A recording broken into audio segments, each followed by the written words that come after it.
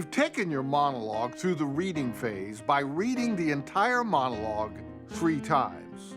That was your first pattern of 3.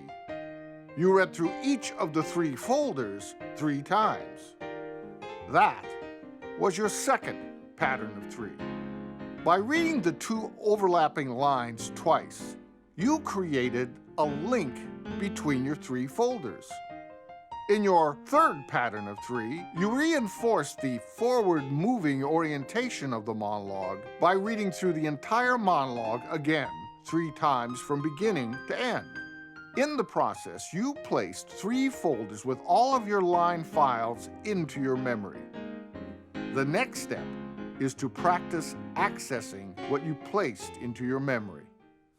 Before you take the monologue through the 3-3-3 pattern in the manner prescribed for the accessing phase, it will help to take a close look at how the first phase prepared you for this point. Your subconscious is an untapped resource of potential. Learning lines is not a question of the quality of your memory. It's a question of how you organize the information in your memory. Without a systematic technique, you end up scattering your line files all over the desktop of your brain. In your haste, you put them into disorganized folders which you put into other folders. As a result, when you need to access your line, you struggle to locate it. Once you locate it, you're now faced with the task of locating the next line file, which isn't connected to anything. The 3-3-3 pattern makes the process of accessing your lines automatic. When you maintain a forward-moving orientation of learning your lines, you allow the subconscious to do its work. Actors without a technique would begin working on this monologue by putting conscious effort into memorizing the phrase, 2 households, both alike in dignity. They would go through it, then stop, go back to the beginning of the phrase, and repeat it. They would go through this process several times until they felt confident that they had the phrase memorized. Then they would do the same with the next phrase, in fair Verona, where we lay our scene. They put a lot of conscious effort into memorizing these 2 phrases. What they don't realize is that subconsciously, they've made the prospect of accessing these lines extremely difficult.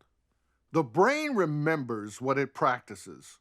By beginning with the phrase, 2 households, both alike in dignity, and then returning to the beginning of the line to work on it again, they have subconsciously taught their brain that as soon as they say the word dignity, they need to go back to the beginning of the line and repeat it. All their hard work has created a single file containing the phrase, 2 households, both alike in dignity, which they placed in their memory, unattached to the next phrase in the line. You've probably had the experience in rehearsal where, when you go up on a line, you stop and then go back to the beginning of the line and take another run at it. And why wouldn't you do this? It's the way you practiced it. As a result, you take up precious rehearsal time trying to locate all the line files that you've scattered all over the desktop of your brain. The forward-moving orientation of the 3-3-3 pattern allows you to create only 3 folders containing all of your line files. Each folder is linked to the next so that when you come to the end of one folder, the next folder automatically opens, giving you automatic access to the next group of line files. The reason you don't take your eyes off the script during the reading phase is because the goal of the reading phase is accuracy. As logic would follow, if you place an inaccurate file into your memory, you won't be able to access an accurate file in performance. As I said in an earlier episode, this is often a difficult notion for an actor to grasp. It's hard to believe that they are memorizing unless they are putting in a conscious effort.